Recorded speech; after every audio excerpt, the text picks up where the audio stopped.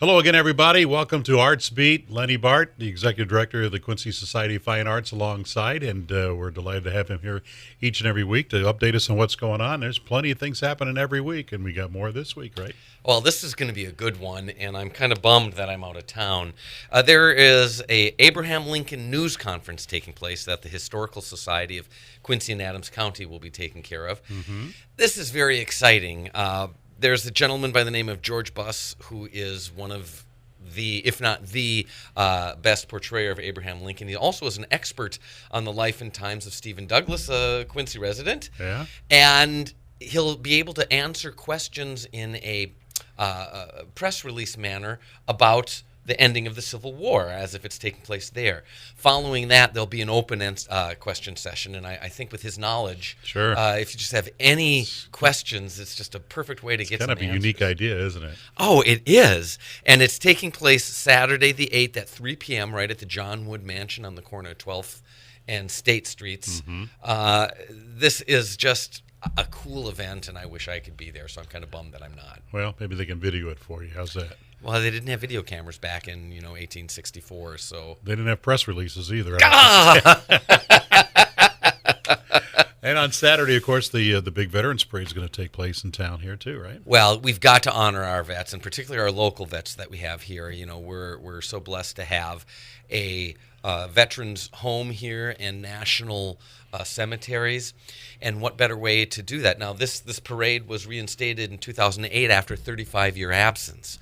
So it's good to be here. There's still time if you want to get your group to participate in this. There's no charge for that. They are looking for some donations to help defray costs. But if you wanted to participate, your best bet is just to call 224-1440. Okay. And, of course, all this information is always on our website, so you can check that if you don't have your pen handy. Or contact Dick McKinney. He's the chairperson for the parade committee, and has done a fine job with that over the years. Well, and the marshal for the parade, it's wonderful. It's a gentleman by the name of Richard Pace, who is a retired Army First Sergeant, and he was the lead horse in the case and that carried the President John F. Kennedy, as well as being a recipient of the Blue Hearts from the Vietnam Wars. Vietnam vet, yeah. So I mean, this is a pretty big time to have someone of that caliber leading this parade, and just a great way to say thank you. It starts on 12th and Main, goes down to Washington Park at 10 a.m. Saturday morning, and then they end up and they'll do another parade at 1 o'clock at the home of the veterans. And before we get together on Tuesday, the Veterans Home is going to have a ceremony at 10 o'clock that the public's welcome to attend. I get to MC that event. That's why I know about that. So. And we hope we get a big crowd out there for that, too. It's kind of a neat thing they do there. And, of course, you got a hymn festival I'm looking at here, right? Yeah, it's very interesting.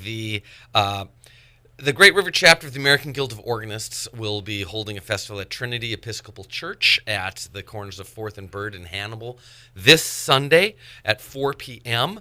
And they will be accompanying singers, several different organists, as well as there'll be a bell choir from the First Congregational Church here in Quincy.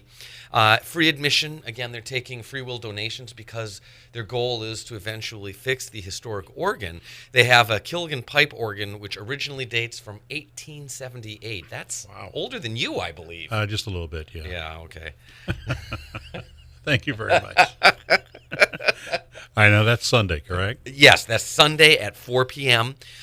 In Hannibal, Missouri at the Trinity Episcopal Church, 6, I believe it's 573, I'm assuming, but 656-3577 if you wanted some more information on that. Okay, sounds good. Always a lot of activity going on in the arts. And we're always glad to have Lenny Bart fill us in on all those. Lenny, thank you very much. Appreciate it as always. My pleasure. And we'll be back next week with another edition of Artsbeat.